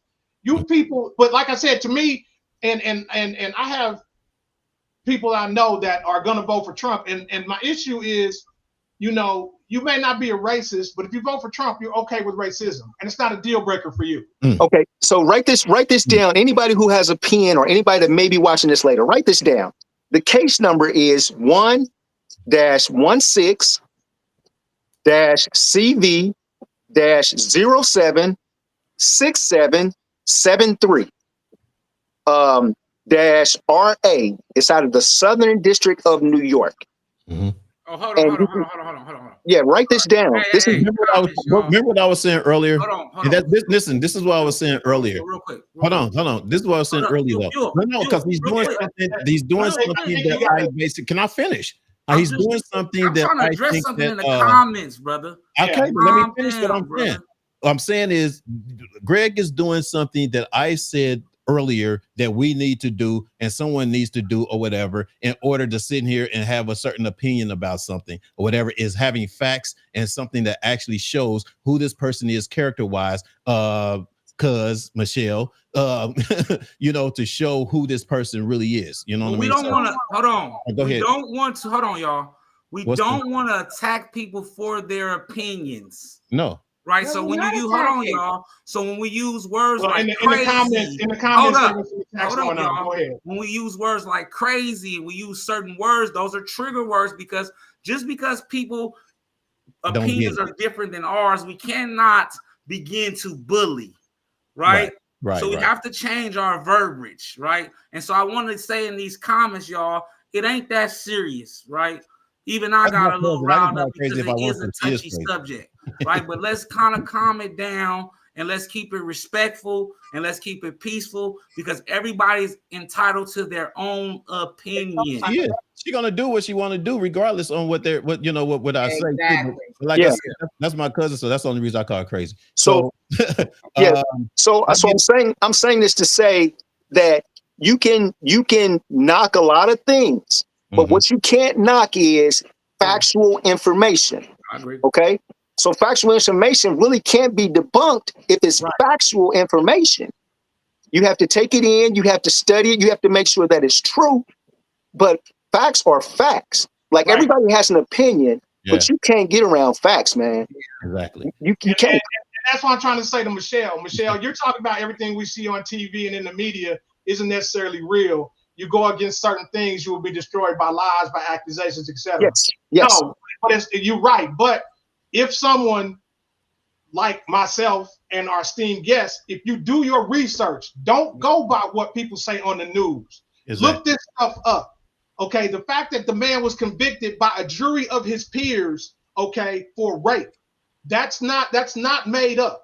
It wasn't something that was against him. He was convicted by a jury of his peers that his attorneys even got to pick some of the jurors. And so he was convicted. So therefore, they had a chance to present their evidence and he lost. Okay, I see that, Greg. They pulled it up. Right at the top of the screen is the case number out of the Southern District of New York. I don't know if I can turn that around to see No, that. it's on his his thing.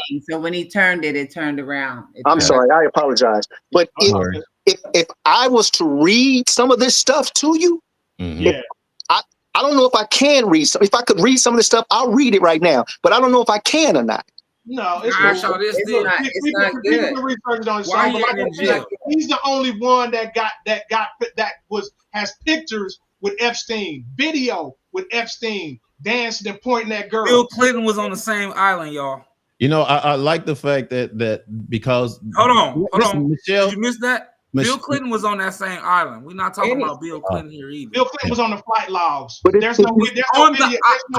Come on, Black Lift. We split hairs, bro. He was on that island too. The point that I'm trying to make is Come on, y'all know when we like somebody, we push what they do to the back. When we don't, we put what they do into the forefront. No, I love the fact. Facts. Listen, y'all. Because it's going too far. You're absolutely right. The facts are there. I've never disputed the facts that he got 36 felonies. I don't think nobody does, right? We're not arguing that. The argument that we originally started off with is that the disingenuousness that she does, that Kamala Harris has when she's dealing with us culturally. That's it. We're not saying that Donald Trump's a better candidate. We're not saying that he's not a disgusting person. There's no need to go into pulling up cases about him raping women. We know all of this. All we're saying is there's a everybody don't know this. And a disconnect among black men. Everybody don't know this. This is why exactly. But that's not what the show is about. Turned it into CNN. Let me finish. Okay. I'm saying it because, and this is one of the reasons why I like that Michelle is on here and stating her opinions and everything about it, because these are things that they don't know, that they didn't know or whatever, or she's just biased as to whether it's true or not. You know what I'm saying? So we're giving our opinions of something that basically is true, and she feeling that, and that's how majority or a lot of people in this world thinks. This is how they're thinking or whatever. And then when somebody asks the question, how can somebody think of this? This is a pure example. This is a pure example. And I can't say how, like you said, I can't use the words of being crazy or anything like that or whatever, but it's a thing that I don't understand. Just like the thing of how they probably feel that they don't understand how we feel about the situation or whatever. So it goes both ways. There's not millions of people here in this state or whatever that just going for him, and especially as us black men that's going for him because they understand that he's a rapist, this and that. Some of them don't understand it. Some of them don't even believe in it. Somebody don't even, that type of thing. And that's the problem. That's what the problem is. Not believing the truth, not believing the facts. And that's what the problem is. But the real problem is this: a lot of people that's voting for Trump don't care about what he's done. They're just voting for him because they don't like the other person. Right. But you can't debunk the fact that facts are facts. Court documents are court documents. We cannot negate that. And whether or not we like it, he is who he is. He's going to always be that, because that's the core of who he is before he ever ran for office. But we can't sit here and shade the person that has been in office and have held several offices to get to where she's at. You just can't be throwing shade at her. And then, to me, I think people that sit there and you're caught up in all the shenanigans of what, goes on with Trump, that you're just stuck. Sometimes we don't want to hear the truth, but goes to what Fat Boy was saying when he's talking about, earlier, when he was saying that we're the reason why we can't move is because we don't do the things we need to do to help us get to where we need to go, or having the education or being informed about certain things. But when you have people that feel that they know, and you're listening to someone such as Trump, who shows you he don't care nothing about us. He has proven it over and over and over again. He don't care about his own. Some people can be, but you know what? I call it this: people that get stuck when I was working and I was telling a guy, hey, in order to be a GM, you need to do A, B, C, D, E, F, G. And I could tell him that because I've already been that. But he wouldn't listen to me. So he's trying to give me every reason why, oh no, I'm gonna wait till I have my evaluation. He goes in to my boss, he was Italian, he goes into his office to get his evaluation. He comes back out and he comes to my office and he sits down. He says, well, I got to do A, B, C, D, E, F, G. I said, I just sat here and told you that. I said, oh, but I guess because I don't look white, that you need a white man to tell you, to reassure you that you was doing the right thing. I said, but this lets me know that you got an enslaved mentality. You a black man that's enslaved in your mind because you think everything that is pure and true has to be somebody that's white or another ethnicity to verify who you are.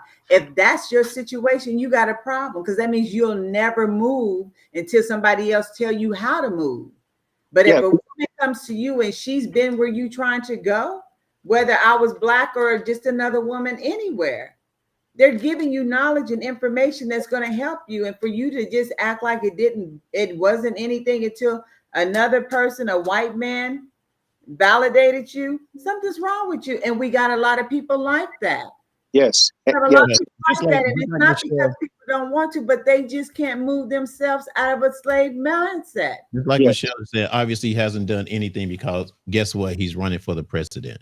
Um, Well, and then the thing is this, you know, just to kind of piggyback off what she said. Usually, you know, when you're how can I say it? They're trying to set the bar higher for her than the bar was ever set for him. Come on. Okay. So the bar is set so high for her, it's like people don't want her to achieve the final goal because it's her. He Yeah. came into right. politics with no history, with no credentials as far as politics are concerned. Yeah. He came from a fake game show, you know, basically because, you know, talking about he's going to fire people and all that was staged. It wasn't even real. It was acting. It was acting. It was staged. It was false. Mm-hmm. And so he came from that to winning the presidency because people thought that he was a businessman and a successful businessman. Tax records prove he wasn't. Yeah. You know, his bankruptcies prove he wasn't. All the people that he dealt with as customers or as business executives told you that he wasn't. Mm-hmm. But people had that in their mind. He's successful, so I'm gonna vote for the successful businessman because he's gonna know how to run the country. But all he did was get there to pillage and steal. The same thing he was doing while he was in business was to pillage and steal. Mm-hmm. You know, And the that's why he took 10 million from North Korea's Jong-un. He took $10 million from him before he became president as a payment. So he has to try to pay that money back. Now Ung is talking about he needs his money back. Mm-hmm. People don't know about that. You want his money back? Yeah, he wants his money back. And people don't know about that he gave him $10 million before he became president. Mm-hmm. And he wants his money back. So that's why he's sucking up to him, because he knows he owed him $10 million. And to hit on something else, have y'all noticed that Jared and Ivanka are not on the campaign trail? Do you know why? Not at all. You know why? Not at all.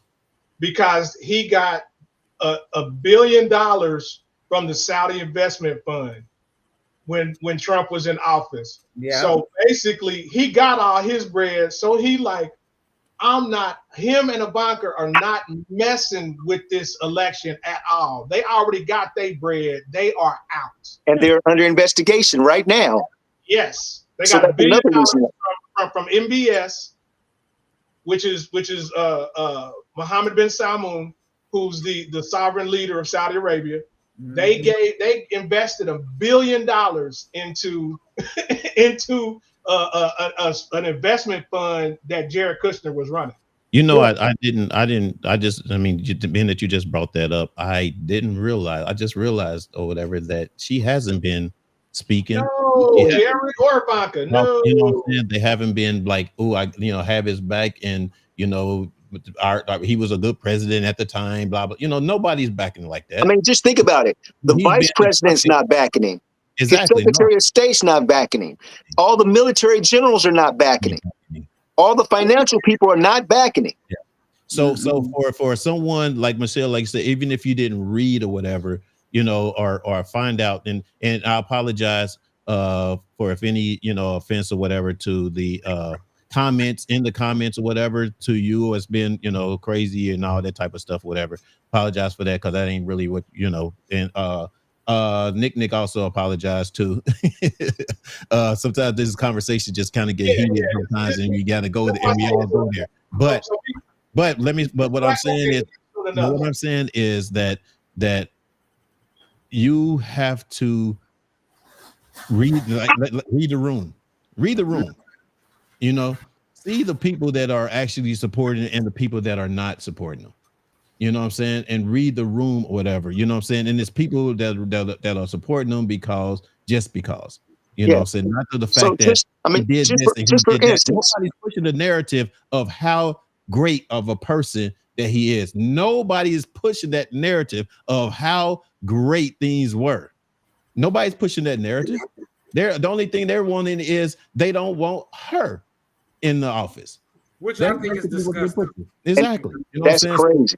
That's the Yeah, that's thing. It's crazy. kind of like if I'll be the first one. If he did some crazy thing as to helping this country, and I could be like, well, shit, I know he did this for whatever the case may be, and to help this country, not just for themselves or his one percenters. You know what I mean? Then yeah, okay, I would think about it. I would have some kind of issue as to what other people are saying. But You know that's what not. I've heard people say, I'm not gonna vote for her because she's locking everybody up. She locked up thousands of black people. She did this to all these black people. In California, she wasn't nothing because she did this to the black people. You know what?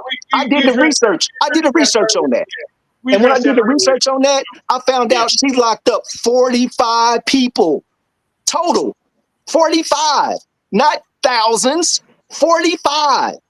And everybody that she did have a contact with, she gave them the opportunity to take classes to expunge their record.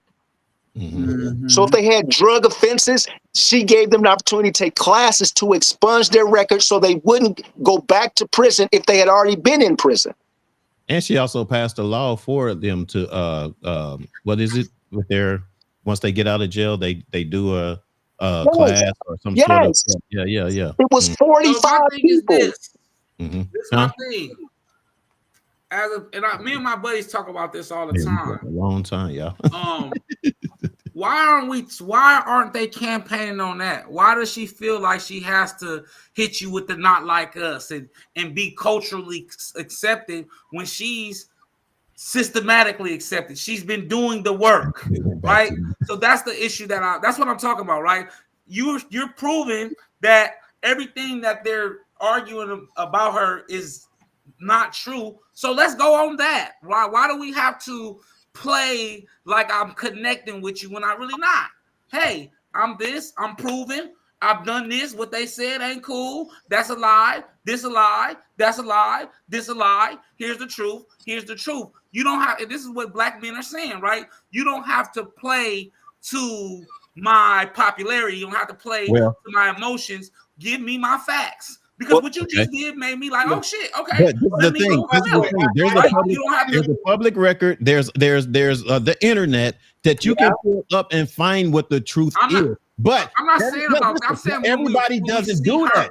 But the internet can give you a spin and tell you something that's not true if you're not knowledgeable enough. Now, even if that's the case, if they're not doing that or whatever, and especially our younger youth generation or whatever, you're pertaining towards them. You basically trying to let them know that you understand or whatever, because you was poor, you was in a situation, and when you were younger, blah blah blah, whatever all the case may be. So if everybody's listening to this, how do I get their attention? It's to be some part of whatever that is they're listening to. That's how I get their attention. Now I can get their attention and still sway them to what I need as a politician or whatever to help out on this or that. But I got first get their attention. You know what I mean? And that's how you get younger people attention. Social media, this is what's going on. That's like us or whatever the case may be. That's a smart tactic in this fucking game. And also think about this. She's only had 155 days to run for the presidency. Donald Trump has had 580 days to run. So he's been running and prepping for over a year, almost 2 years. She's only had 155 days. Yes, 155 days. So you have to combine a lot of things in 155 days. And that's what's happening is she's trying to combine all these aspects, which is almost impossible, but it was handed to her with 157 days left before the vote. So she's had only 157 days to prove herself, to put out the facts, to extinguish the dumb stuff. She hasn't had enough time to do that. But and Fat Boy, real quick, I explained to you earlier the reason why a lot of black men are against her. And then another thing is what people are trying to pin a lot of the Biden policies on her when they need to go back to civics and understand what does the vice president do.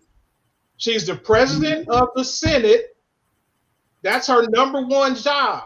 She's the president of the Senate, and she breaks ties and she backs the policy that the president does. She does not make policy. Mm-hmm. She may help him with some of the policies, but she does not make those policies. Right.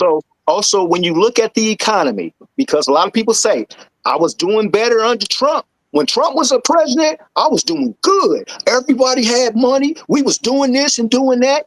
They don't understand that the first 2 years of your presidency, the first 18 to 24 months is the economy of the previous president. Mm-hmm. So we were still under the the Obama administration's economy plan, the first 2 years of his presidency. Exactly. Then COVID kicked in, and then we see what happened with that. But I've seen people get interviewed talking about, I like him because I got that stimmy check with his name on it. Yeah. So that's not even true, because he held up the checks. He held up the checks, and before they put his name on, he said he wasn't going to send them out until he got his name put on them. He held the checks up.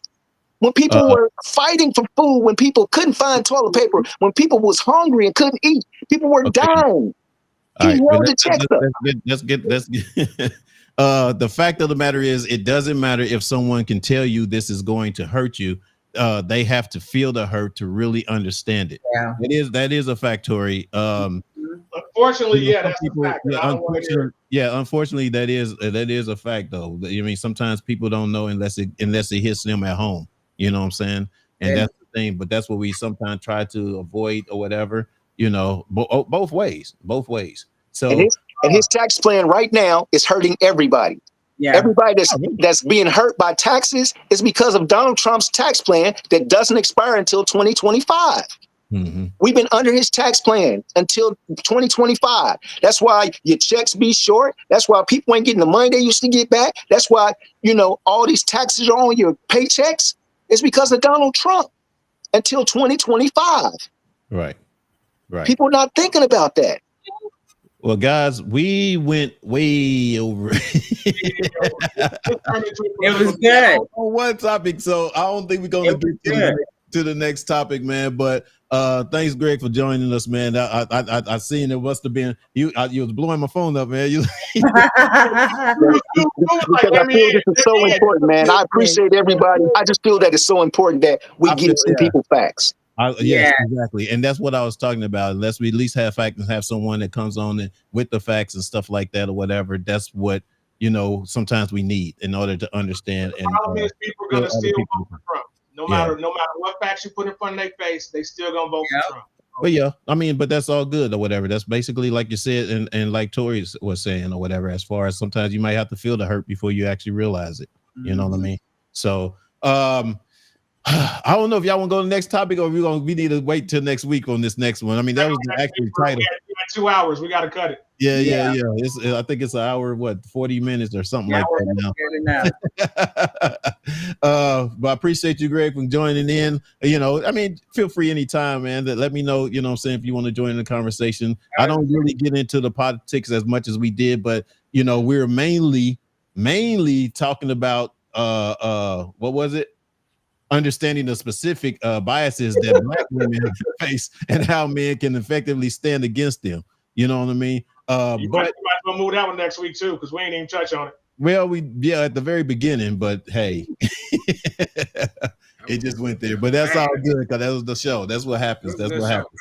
And we appreciate you guys that commented, that came in and voiced your opinions. Like I said, if anyone was offended or talked about. I mean, I was saying it in a playful way though to my cousin Michelle or whatever. So don't take it serious. I love you, girl. You know what I'm saying? They made up in the comments. Huh?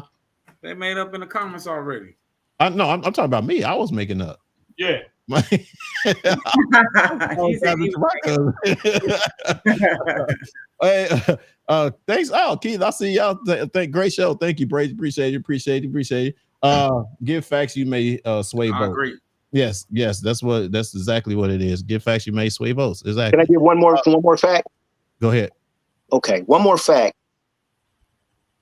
Kamala Harris is probably the second most qualified candidate to run.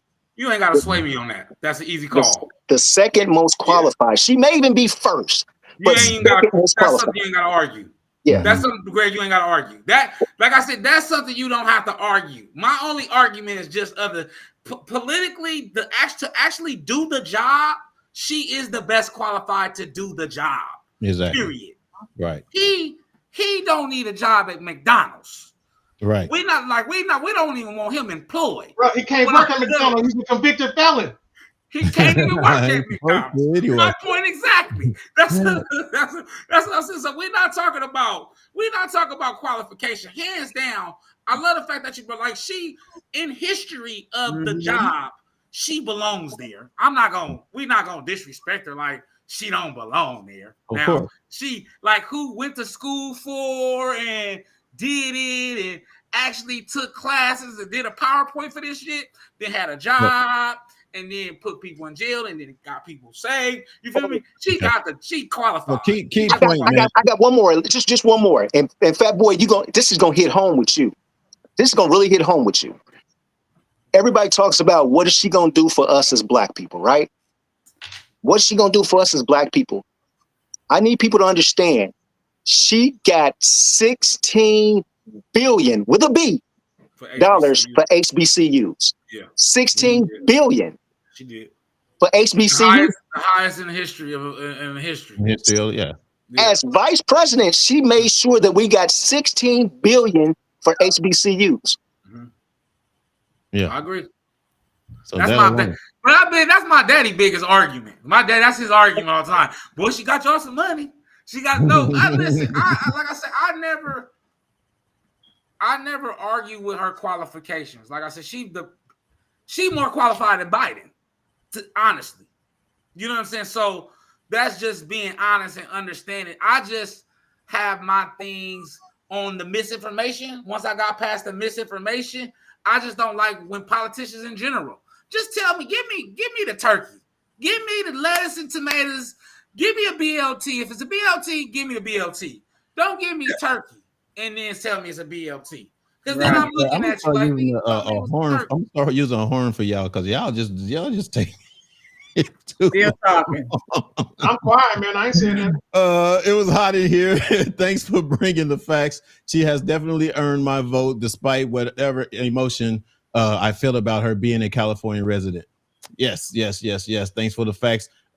Just so you know, Cuz said I automatically get a pass. You know what I'm saying? You don't get no pass, cousin. I get a pass, big dog.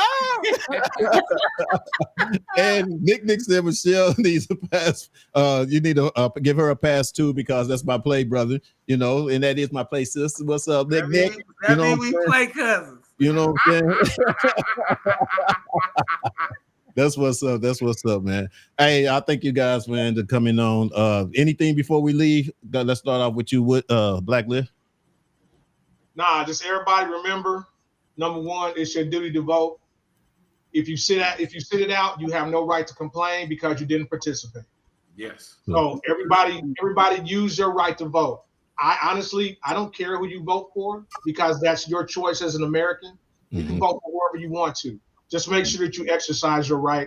Other than that, hey, everybody tell somebody else. Let's get some more people in here. Other than that, I love each and every one of y'all.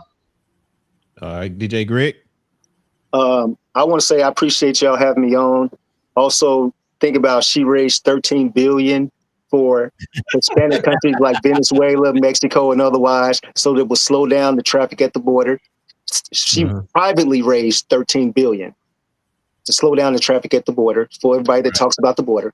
I'm just appreciative, man. I just wanted to bring facts, and everybody can check my facts. Everybody can, fact check me. Do all you got to do. Trust me. That's I'm not gonna lie to you. All right, Miss Cotton. Well, as always, good show, good conversation. I like the heat. It was hot in here. But it's good, and I think the good thing is that we all have our own opinions about, how we perceive things. So Mhm. you learn a lot from each other, and that's what the purpose of really the show is, that we're learning from each other. Mhm. So it's not to take anything away from anybody, but you also got to be open to receive things that you may not know to be true. Right, And right. we can't sit back. I don't watch TV like that. So anything that I'm learning, it is about research, and it is about what, I know is actually happening. Mhm. So my thing is this: make sure that whatever you do in life, yeah, we having this conversation about, the election, but you need to be having this conversation and dialogue with people that you can trust with your heart and with your mind, so Mhm. that whatever choices and decisions you're making in life, they're the best choice and decisions for you, so nobody else is going to tell you how to live your life. And Mhm. when you can do all of those things, then you're going to turn out to be good. Then we won't be ignorant of what's happening. We won't be ignorant of where we need to go and what the future is going to look like. Because if we keep letting other people tell us how to live our life, being people of color, we're never going to achieve the things that we want to achieve. So Right. just, be good to yourself, look out for yourself, take care of yourself, and most importantly, love yourself. That's what's up. That's what's up. Fat boy. No, it's playing. First off, any dear brother, dear sisters, make sure y'all reach out to firedupbroadcasting@gmail.com. Make sure you title it Dear Brother, Dear Sisters. I definitely want to thank everybody for showing up, bringing the heat. Dr. Cod made a great point about learning, right, from others, and being open to new perspectives. Black Lift also made another point. I'm a double down. Make sure your ass go out there and vote. I did curse. Yeah, I did. Make sure your ass go out there and vote. I'm a double down on what Black Lift said, but make sure it count, right? We got to make sure it count. No matter what I feel or politics or whatever, make sure your vote count, and let's get the country on the right path. Other than that, man, I love every last one of y'all for tapping in. That's what's up. That's what's up, man. And once again, I thank everybody. Join the YouTube. Subscribe to YouTube, you guys. Make sure everybody that was watching, that was listening, join the YouTube, because we always have these type of conversations. Well, no, I take it back. We don't have. No, we don't. No.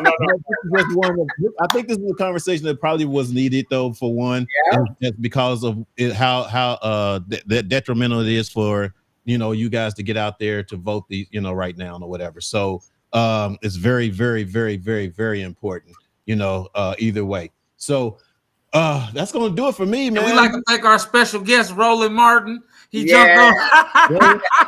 Greg came in like Roland Martin, boy. Exactly, right. That's what's up. We needed that. We needed that. That's what's up. Yeah, that was good. All right, you guys. That's gonna do it for us. And remember, if they talking about you behind your back, they behind you for a reason. Peace.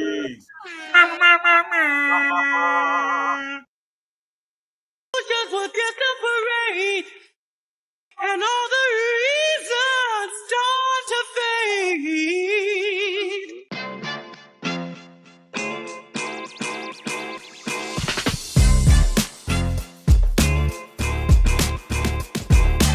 What's up, everybody? Welcome to Reasons, the show where you can give your reasons why you think what you feel about what we're talking about today.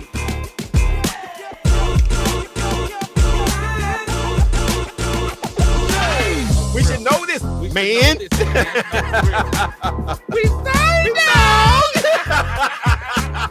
Dear brother, how do y'all deal with erectile dysfunction when you're in a relationship? I wouldn't know how to do it unless I had it.